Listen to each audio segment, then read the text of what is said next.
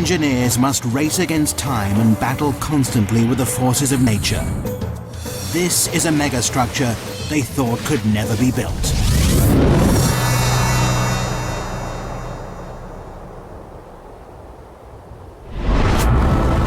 August 2001. The Arabian Gulf is a massive activity. Dubai is building one of the biggest man-made islands in the world. Engineers have a daunting task ahead of them because this is a construction like no other. All structures stand in defiance of nature. Most are built from concrete and steel, materials that are artificially strengthened. But this massive island is being constructed out at sea, using only natural materials, sand and rock.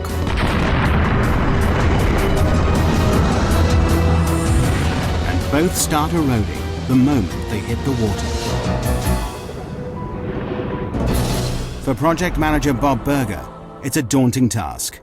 Any construction is in defiance to nature, and this is an extreme example of that. Every day, we're trying to prevent the destruction of what we built. The Middle East, Dubai, the jewel of the Arab world. A kingdom built on the profits of its oil reserves. This tiny emirate, twice the size of London, is one of the richest places in the Arab world. But it hasn't always been like this. 50 years ago, Dubai was a trading town built on a creek. Over half a century later, it's been transformed. Now it's famous for gold, trade, and oil. But there's a problem on the horizon. By 2016, the oil will have run out. It'll mean disaster for the economy. Dubai must find a new source of income. The Crown Prince, Sheikh Mohammed bin Rashid Al Maktoum, has a $2 billion plan to save his country. He's ordered his kingdom to transform itself into the world's #1 luxury tourist destination. And the Crown Prince has a history of getting what he wants. To put Dubai on the map, he's already built one of the most luxurious hotels in the world, the Burj Al Arab, created top-class golf and race courses, and is planning the world's tallest building. But now, the Crown Prince's big idea is mass tourism. Dubai seems the perfect spot. It offers sun almost every day of the year, glorious beaches and azure seas. 5 million tourists visit here annually. Now they want to triple this to 15 million. But there's a problem. The coastline is a mere 72 kilometers long. Not enough space for all these extra people. But how do you make your coastline longer? The Crown Prince's plan is to build a massive island, and he wants it done by 2006. What better for a paradise island than the shape of a palm tree? 5.5 kilometers across, it increases the coastline by a whopping 56 kilometers. But no one has ever built an island this size and shape before. When I first heard of this project, I couldn't believe it. I thought it's incredible. The extraordinary plan is to build a city at sea. The palm will be covered with luxury villas, shopping malls, and restaurants. The crescent-shaped breakwater, linked to the palm by a tunnel, will hold 22 hotels. The easiest way to build such a massive structure at sea is to use concrete and steel. But this doesn't fit with the Crown Prince's plans. His idea creates an added challenge. To blend in with its surroundings, the island must be made entirely from natural materials. The palm-shaped island will only be made from sand, 94 million cubic meters of it. All that protects this from the sea will be a breakwater, 5.5 million cubic meters of rock. Together, there's enough sand and rock to build a 2.5 meter high wall circling the entire world.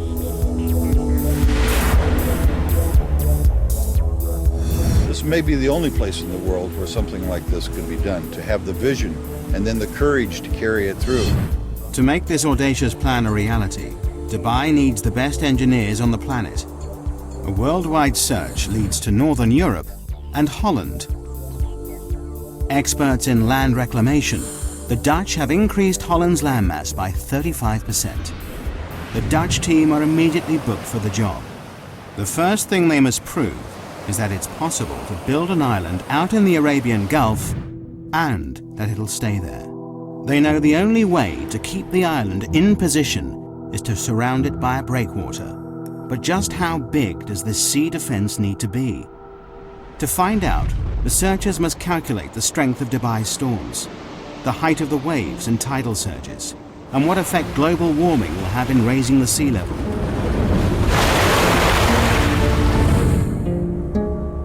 The biggest fear for all coastal engineers are massive freak waves.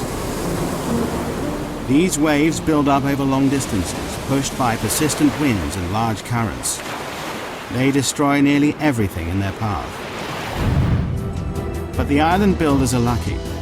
The research team has worked out that the Arabian Gulf is the perfect place to build this megastructure. On average, the Gulf is only 30 meters deep, and it's only 160 kilometers wide. It's too short and too shallow for catastrophic waves to build up. But the team know they will get Shamal storms. Every winter, these intense northerly storms bring high winds and 2-meter waves that will batter the structure. Researchers must also factor in the worst-case scenario, the storm that hits once in 100 years.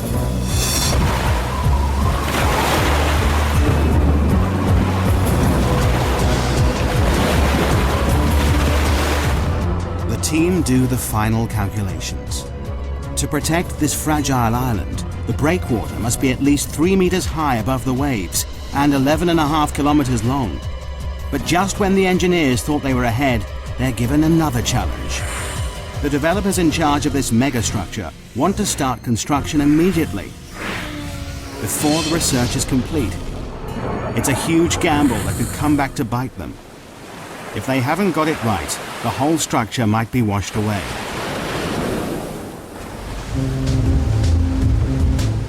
August 2001, the breakwater construction team take to the sea. But just as they get started, disaster strikes. September the 11th, 2001. The World Trade Center in New York is attacked in a brutal act of terrorism. Overnight, tourism to the Middle East stops. But work has already started on the Palm Island. Will millions of dollars and months of research all be in vain?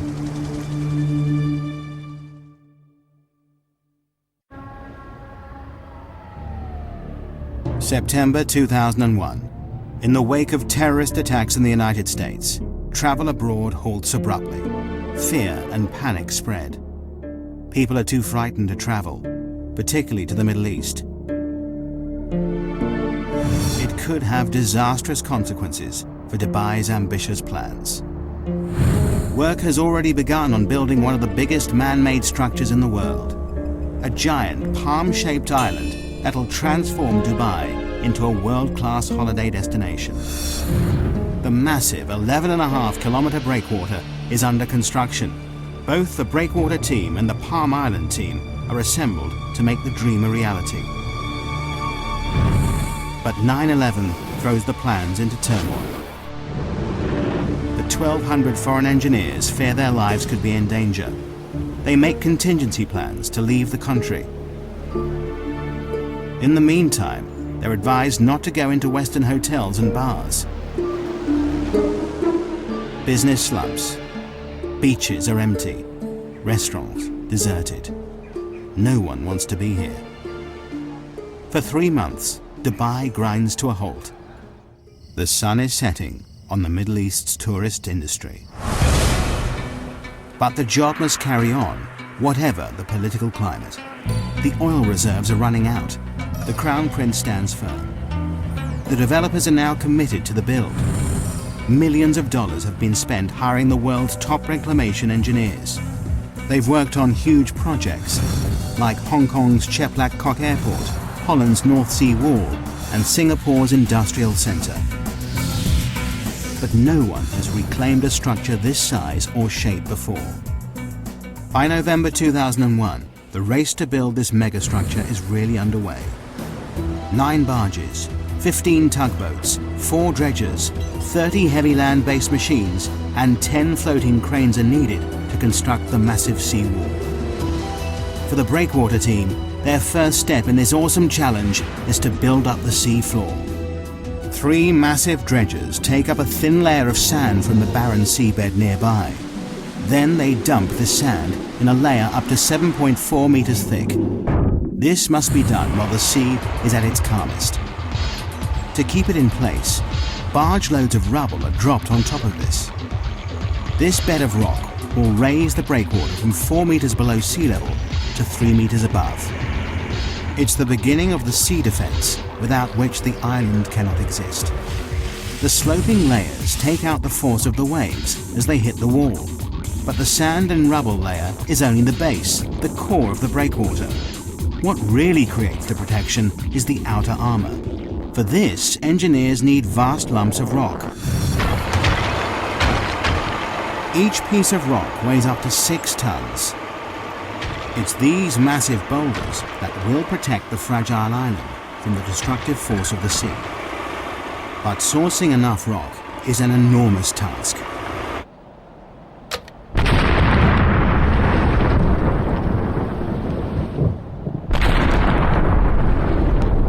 Excavation teams spring into action in 16 quarries across the United Arab Emirates. The 11.5 kilometer breakwater needs a lot of rock. 5.5 million cubic meters of the stuff, enough to build 2 Egyptian pyramids.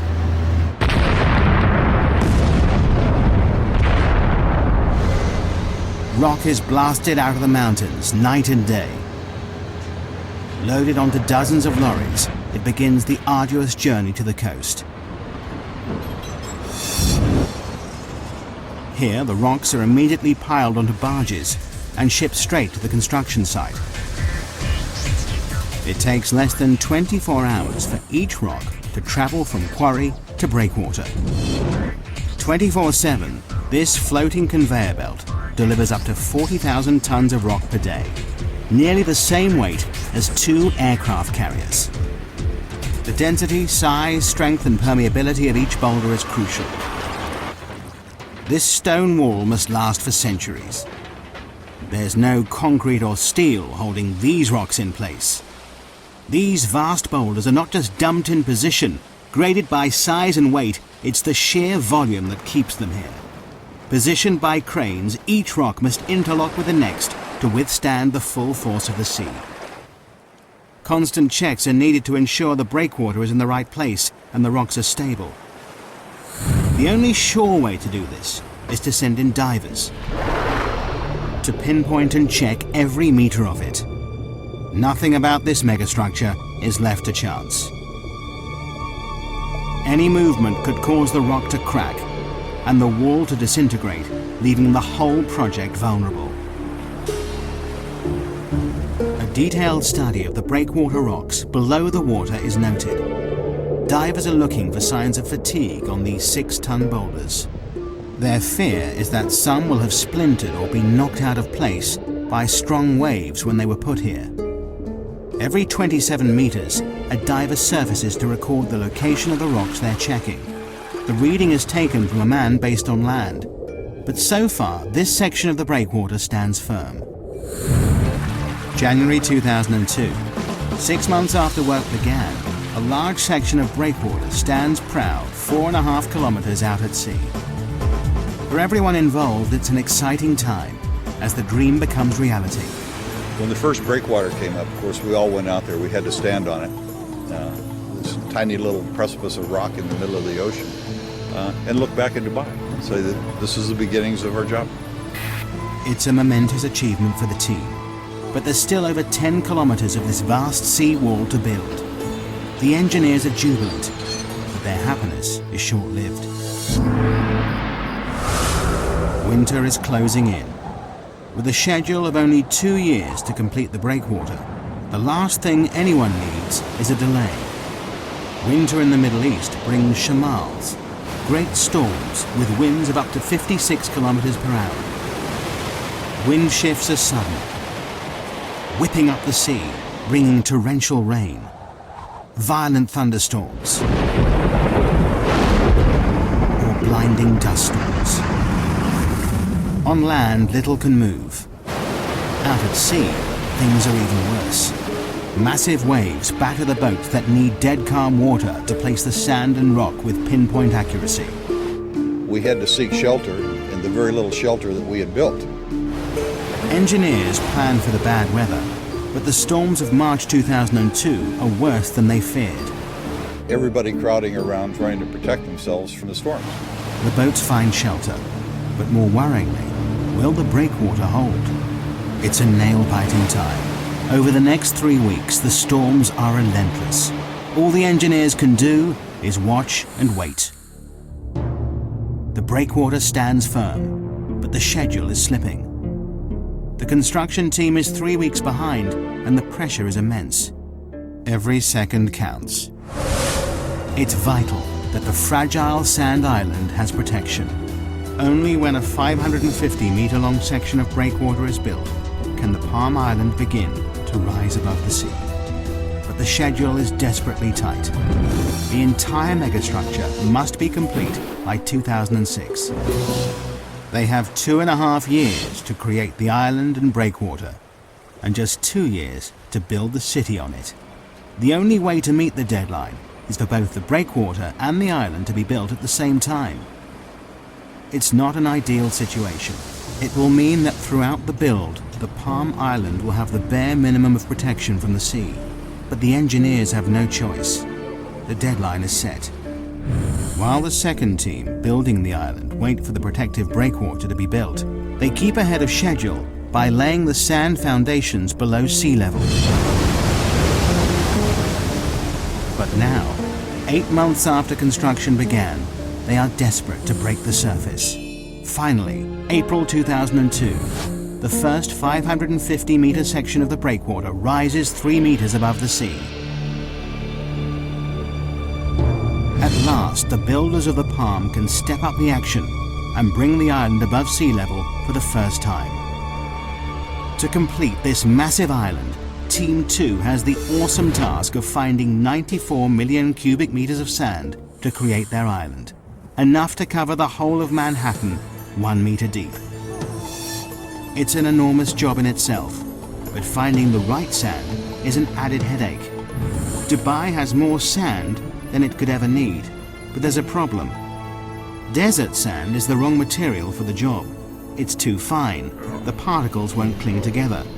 It means that the vast sand island would simply wash away. The engineers must look elsewhere. The best sand for the job is found 6 nautical miles out at sea. This sand is much more suitable. It's coarse, packs densely, and is more resistant to wave impact. They will dredge sand from the Gulf seabed. And there is an added benefit. The dredgers will spend less time transporting the material to the construction site. In just 3 hours, a dredger travels to and from the site, scoops up the sand, and sprays it into position. It works a 5 square kilometer area, dredging up the top meter of the sea floor. It takes less than an hour to fill the 8,000-ton tank with sand. The sand is then pumped through a pipe and sprayed into place at 10 meters per second, enough to fill an Olympic swimming pool in 4 minutes.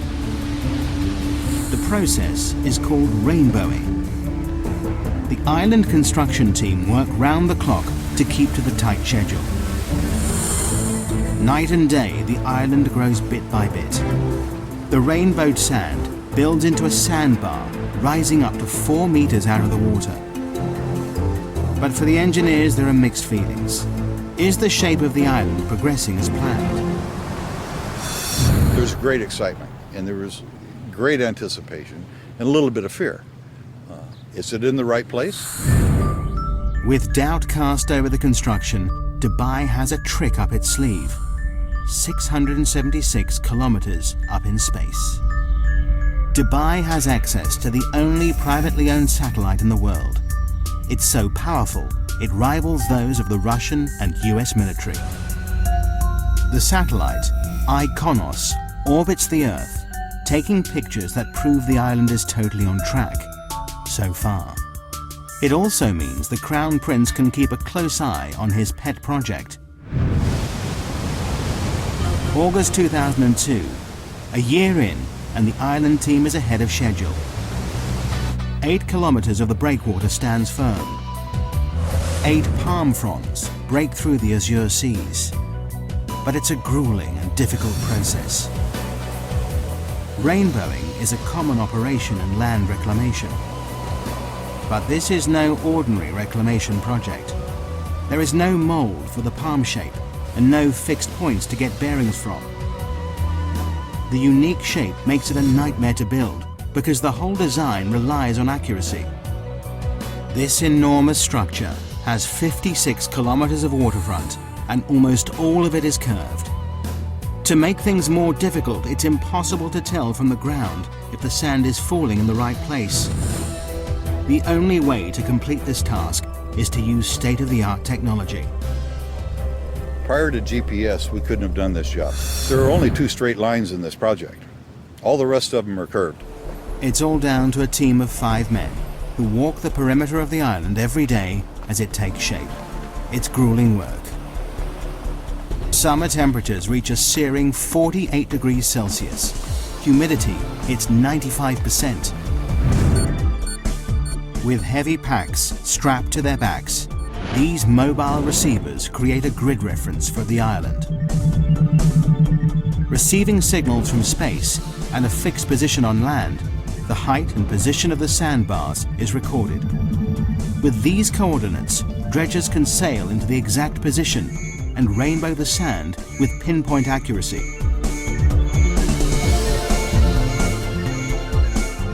Only by using state-of-the-art GPS technology can this awesome megastructure take shape. As the world watches, the Palm Island becomes a reality. At the same time, faith in this tiny emirate is restored. Post 9/11, Dubai emerges as a safe haven in the Middle East. The beaches fill up again. Business resumes. The Crown Prince's gamble to continue construction has paid off. But there is still a deadline to meet. The island must be built by 2006. Coordination between the 2 teams, one building the breakwater and the other reclaiming the sand island, is crucial. If they don't work in perfect synchronicity, the whole project could be thrown into jeopardy. If the breakwater progressed too quickly, it would cut off access for the reclamation contractor. If the reclamation went too quickly, then it would be at risk for the storms. We couldn't let one get ahead of the other in any way. It's a delicate balance. But a year into the project, and incredibly, work is on schedule. Against all odds, the Palm Island rises above the waves, protected by the ever-increasing sea wall. It's a symbol of engineering achievement. But the engineers' biggest challenge is still to come: how to make the island safe to build on. The majestic Palm Island is only made from sand. But sand is unstable and highly susceptible to the movement of water around it. It also takes time to settle before it's strong enough to build on. But this awesome structure will support a city of 120,000 people, and their safety relies on firm foundations. This massive sand island must be made rock solid. But how?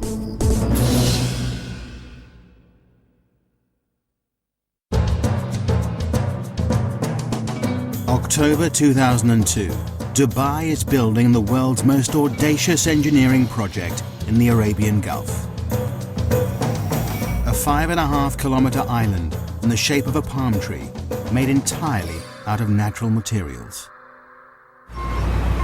A year into the build, and 2/3 of the breakwater is complete.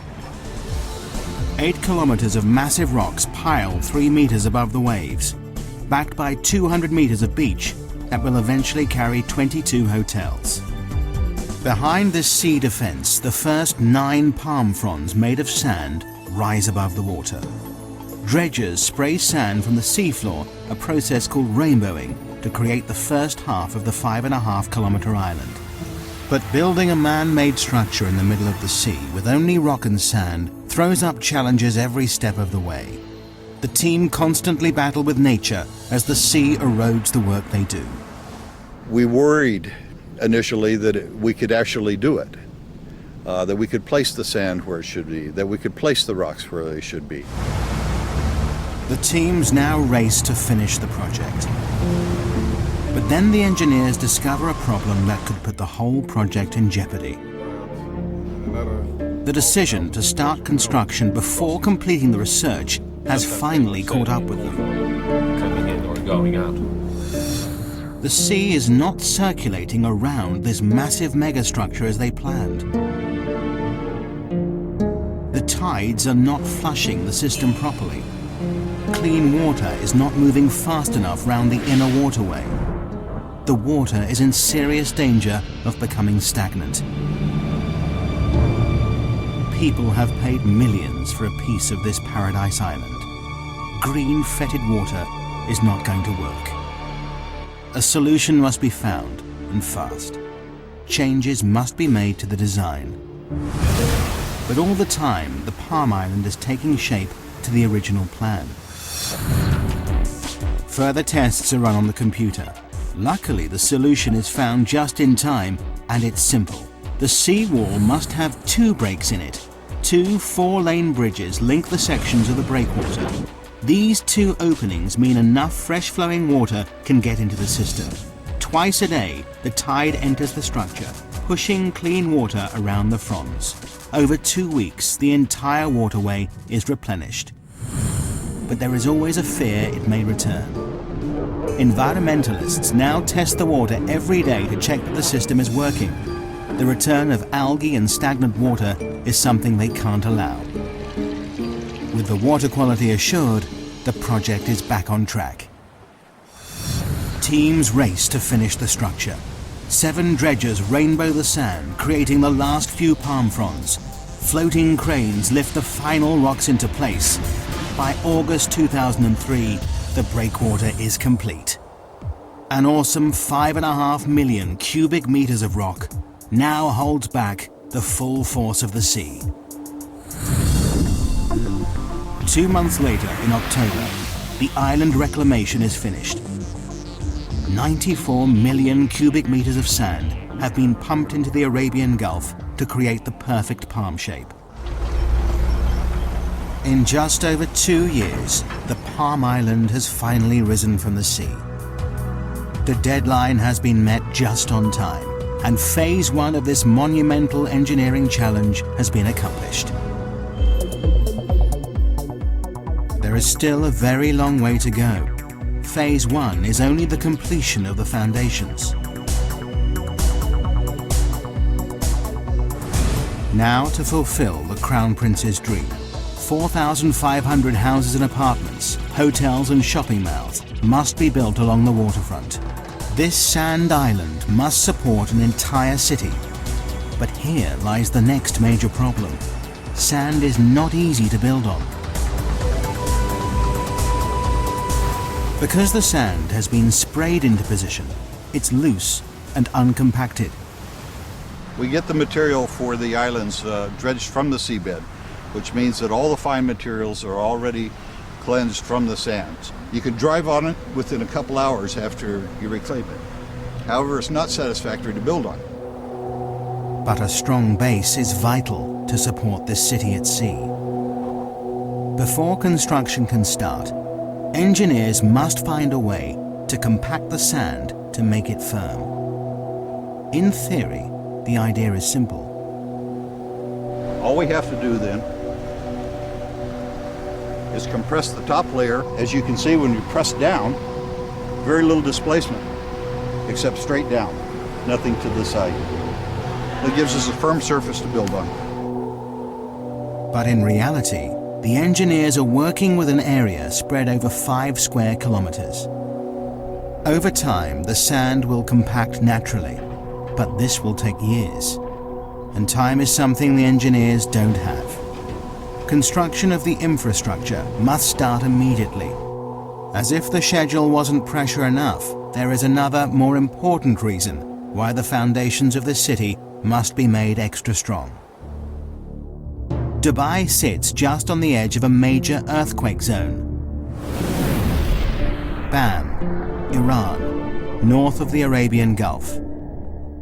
5:26 a.m., 26th of December 2003. The town is hit by a quake measuring a massive 6.6 on the Richter scale. In minutes, 60% of the buildings are leveled, 43,000 are dead, 20,000 injured, and 60,000 are homeless.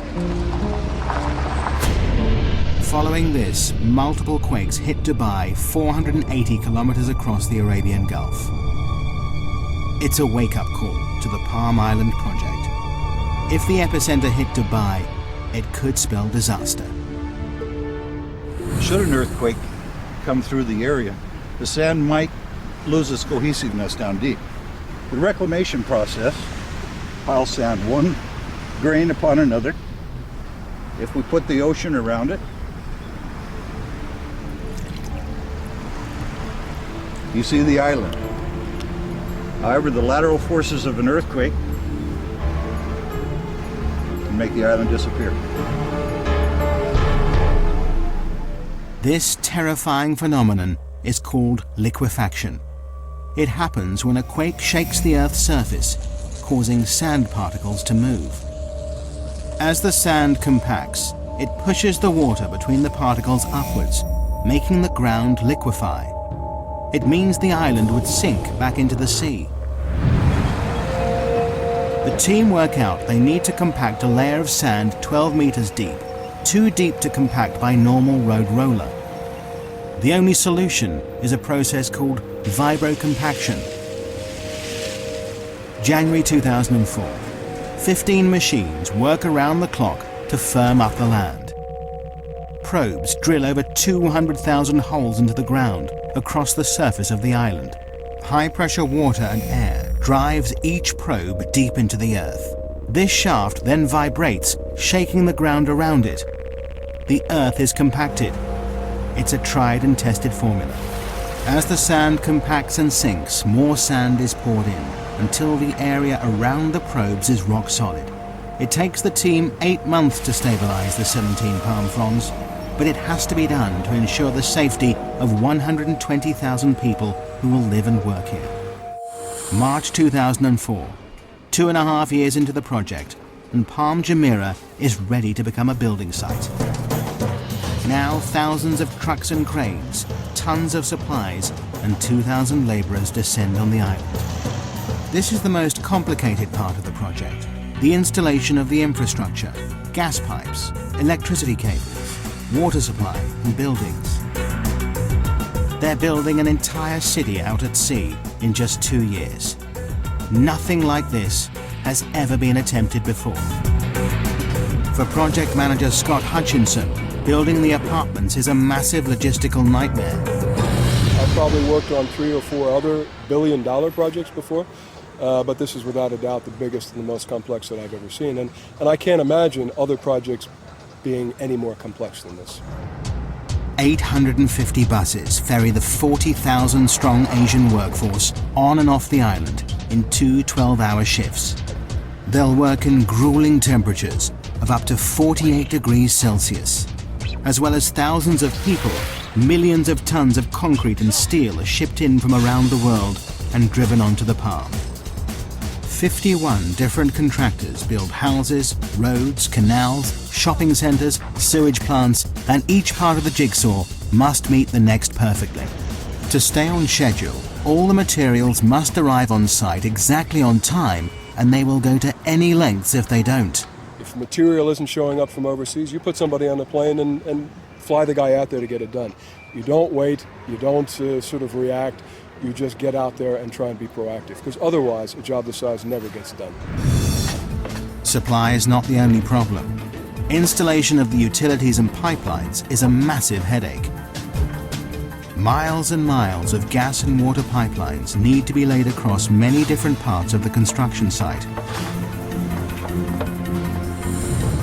Munir Haidar, head of the technical team, knows that on a job this size, a good plan is vital. It's not that there is no plan, there is a plan, but you have to monitor and adjust this plan on a daily basis because it changes every day. Since the island's launch in 2001, it's changed beyond recognition. Originally, Palm Jumeirah was designed to house and service 60,000 people. But by 2004, developers realized the public loved the idea so much, they doubled the capacity. Everybody's changing their requirements, and you have to learn to react very quickly to that. And in Dubai, things move quickly. The pressure is on. Incredibly, when the Palm was first released to the public, all the houses sold in 3 days. The most expensive go for $1.2 million. David Beckham and the England football team are amongst the owners. Now, 3 years on, the residents want to move in. There are over 1,800 villas to build on the Palm fronts, enough to stretch the Champs-Élysées in Paris 14 times. The delivery date looms nearer, and many of the houses are still at ground level. The schedule is slipping, but the Crown Prince has promised the world a luxury location by 2006. The deadline must be met. To add to the pressure, the design of the palm trunk gets more elaborate every year. This 1.6-kilometer stretch will carry at least 8,000 villa and apartment complexes, 220 shopping malls and restaurants, and the developers are still threatening more. A new plan is the 36-story Palm Tower, more space for shops, restaurants, and 450 deluxe apartments. But all this extra development comes at a price. The deadline for the trunk has slipped to 2008. Well, I guess one of the best parts about it is that when you get frustrated of all the challenges and the paperwork and the meetings and everything that goes with building a project like this, you come outside, you see the sunset, you see the sea, and you really realize not only is it an amazing project, but it's an amazing setting. But this awesome setting creates hidden problems for the engineers. With Phase 1 complete, the island reclaimed, the Palm now faces its biggest enemy, the environment.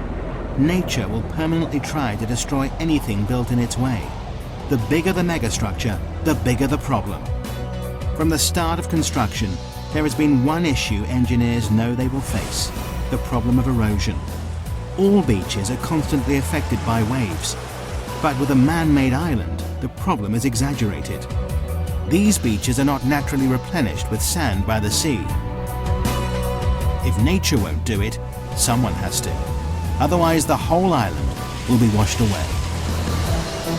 Only now the island is complete can they see the full extent of the problem. Engineers have studied every meter of the Palm's 56-kilometer coastline, analyzing the effect the waves have on its shape. The results show the sand is gradually being washed away in some places and built up further along the structure. Left unchecked, the beaches will no longer be straight, and Paradise Island will fail. But the engineers are confident that through constant maintenance, they can keep the intricate palm shape. Just when the developers think they've cracked the problem, an even bigger dilemma rears its head. Beach erosion is also affecting the Dubai coastline on a much bigger scale. Dubai is famous for its beautiful beaches. Could the success of the megastructure cause the mainland's downfall? Normally, the currents evenly push the sand along the coastline, keeping the beach straight. By building a massive structure so close to the shoreline, wave movement in the area has altered. The current is changing the shape of the coastline. In some places, sand is deposited, extending the beaches out to sea. In others, the beach is eroded away. And initial research shows some worrying facts. In some places, the shoreline could be eroded by 5 to 10 meters per year. Eventually, it could destroy mainland resorts, property, and roads. In time, the coastline will settle down. Nature and the structure will learn to live with each other. But this may take years. In the meantime, the developers have bought a dredger. This will suck up the sand where it is built up along the coast and deposit it in the areas suffering from erosion, returning the coastline to its original shape. Dubai's beaches are safe, for now. The engineers are constantly working out how to tame nature's forces. The erosion problem is under control. But the threat to the project doesn't just come from the surface of the sea. They now face a new dilemma beneath the waves. How has this awesome megastructure impacted on the ecology of the area?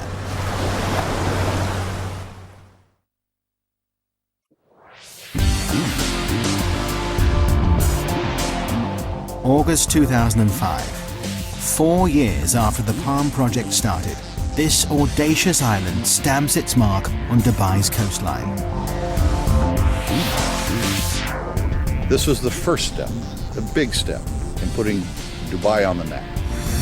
But by pushing into unknown territory, building structures never built before, engineers face new problems all the time.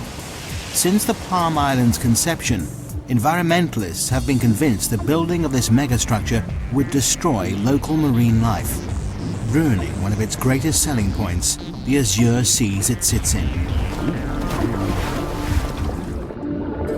For the developers, it's a problem they're constantly watching. Every 6 weeks, divers check the waters. Fish and corals are monitored and measured. But fears that construction may have destroyed this underwater world appear unfounded so far. In fact, this megastructure seems to be having the opposite effect. Not only is the marine life unaffected by dredgers removing a meter-thick layer of sand, but the breakwater has created shelter for fish and is attracting new species into the area. Now the Palm developers are turning this to their advantage. They plan to build the largest artificial reef in the world. In June 2004, 2 jet fighter planes were dropped to the seafloor for people to dive on. There are even plans to sink a red London double-decker bus. In true Dubai style, they'll create something from nothing to rival the reefs of Australia, the Red Sea, and the Maldives. Even before the Palm is finished, the Crown Prince is inspired by its success. Now he wants 2 more islands, each bigger than the last. Palm Jebel Ali is 1 year into construction. It's twice the size of the first, nearly 8 kilometers in diameter. This is designed to be a tranquil island with 29 luxury hotels and an inner ring of water homes that spell out an Arabic poem scribed by the Crown Prince himself. Even bigger is Palm Dira. Work has just started on this whopping 14-kilometer-long island that will support 500,000 people. Although engineers have the confidence of knowing how to build these structures, they now have a more worrying problem: supply. To raise this island from the sea will take 1,500 million cubic meters of sand, 15 times the amount needed to build the first Palm. Could this outrageous structure fall at the first hurdle because of lack of materials? Dredgers are driven further out to sea in search of enough suitable sand. But the engineers are confident that their goals are achievable. But just when they thought resources were stretched to the limit, the Crown Prince has the most outrageous idea of them all. To make Dubai the #1 tourist destination, he wants to build the world. 4 kilometers out at sea, hundreds of small islands are being constructed. Seen from the air, these islands will take the shape of the continents of the world. It's an even more complicated structure to build than the Palm. This is not one island, but 300, and each one is different, varying in size from 5 acres to 20. The deadline for these exclusive private islands is 2007. Arizona, Wyoming, France and Australia are all up for sale. They cost anything from $6 to $36 million, and that's before anything is built on them. But creating the world takes land reclamation to the limit. This archipelago of sandbars covers an area almost 7 kilometers by 9. Each island has to be built in exactly the right position to create the global look from space. Any mistake, and the whole design will be ruined. The Palm Island put Dubai on the map. Now the world puts the map on Dubai. But have the developers gone too far? Will the demand for property keep up with the escalating build?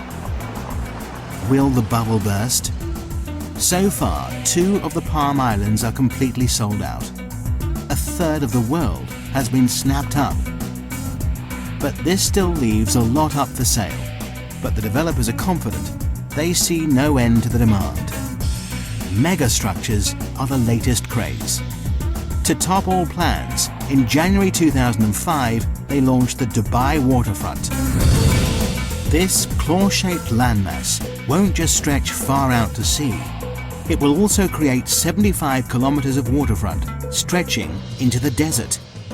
Together, all these megastructures will extend the coastline of Dubai from 72 kilometers to a whopping 1,500, a 2,118% increase. Meanwhile, the First Palms construction team continues to meet the deadline of 2008. But the island stands here in defiance of nature, proof that engineers can and will continually push the boundaries of engineering technology. The Palm Island is truly an awesome megastructure. A full-scale epidemic in a remote town, and the medical investigation team race to track the source. New drama next on 5.